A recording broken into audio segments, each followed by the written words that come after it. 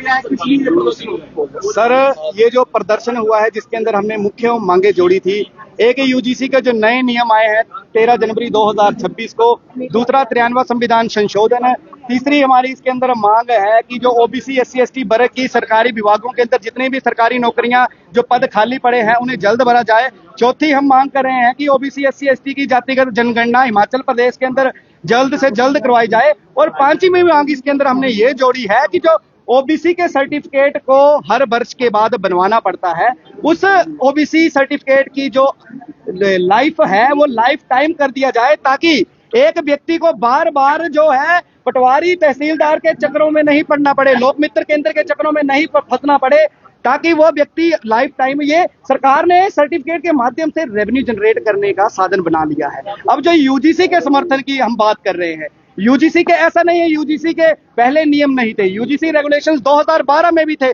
जिसके अंदर SC ST और लिंग के आधार पर जातिगत भेदभाव को खत्म करने के लिए समता समितियां, इक्वल अपॉर्चुनिटी सेल्स बनाए जाते थे। लेकिन बावजूद इसके 2016 में रोहित वेमुला ने हैदराबाद यूनिवर्सिटी के अंदर जातिगत भेदभाव के चलते सुसाइड कर लिया। 2019 में डॉक्टर पायल तड़वी ने जातिगत भेदभाव के चलते सुसाइड कर लिया। इसका मतलब जो समता समितियां थी और यूजीसी रेगुलेशन 2012 थे, अपने आप में सक्षम नहीं थे कि इन जातिगत भेदभाव को खत्म कर पाते। इसलिए इन परिवारों ने मिलकर सुप्रीम कोर्ट के अंदर याचिका दायर की और सुप्रीम कोर्ट ने याचिका दायर करते समय संज्ञान लेते हुए ये भी उनके समक्ष आया कि आज के समय के अंदर यूजीसी ने रिपोर्टें जब रखी 118.4% जातिगत भेदभाव के बढ़े हुए मामले केंद्रीय विश्वविद्यालय और राज्य विश्वविद्यालयों के अंदर आ रहे हैं। जब सुप्रीम कोर्ट ने ये मामले देखे और सुप्रीम कोर्ट ने ये संज्ञान लिया और यूजीसी को सख्त निर्देश दिए कि सितंबर महीने के अंदर 8 महीनों के अंदर जल्द से जल्द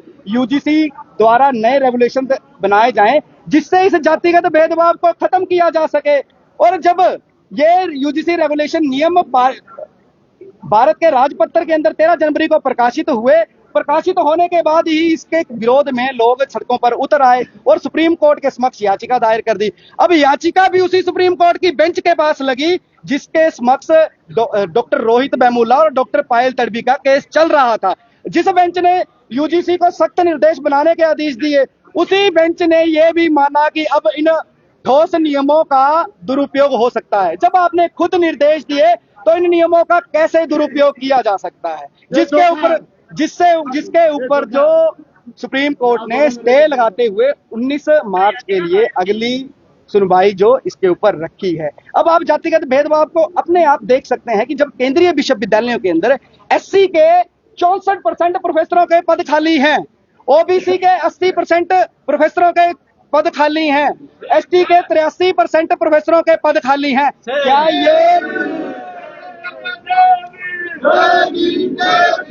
क्या ये भेदभाव नहीं है? जबकि पूरे देश के अंदर प्राइवेट और सरकारी विश्वविद्यालयों के 496 कुलपति हैं, जिसमें से 36 कुलपति ओबीसी से हैं, 6 एससी से हैं, 6 एसटी से हैं। टोटल होते हैं 48 में से माइनस 496 में से माइनस कर लीजिए 448 कुलपति जो आज के समय के अंदर जो है सामान्य वर्ग से हैं। इसका भेदभाव बंद करो, भेदभाव बंद करो। इसका मतलब आज भी जो है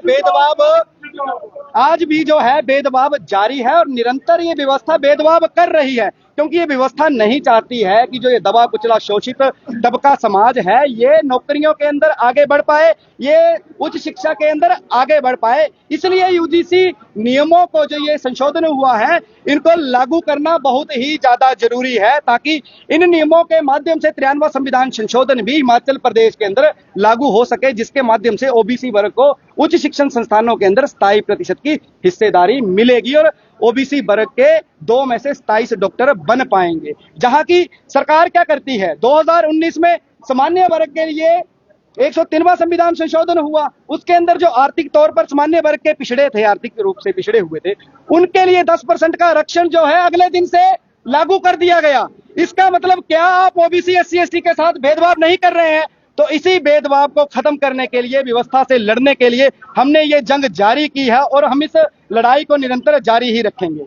अभी 19 मार्च को जो है सुनवाई होनी इस मामले में, तो अभी आपको क्या मांग कर रहे हैं आप? सर हम तो आज गवर्नर साहब को ये ज्ञापन भेजेंगे, यही मांग रहेगी हमारी कि केंद्रीय सरकार के ऊपर दबाव बनाया जाए और जो उनके वकील वहां दलीलें पेश करेंगे उनके ऊपर दबाव बनाए वकीलों के ऊपर कि जो यूजीसी नियमों की पैरवी करें कि ये कितना जरूरी है विश्वविद्यालयों के अंदर लागू करना। हम यही इस ज्ञापन के माध्यम से दबाव बनाना चाहते हैं केंद्रीय सरकार के ऊपर। धन्यवाद।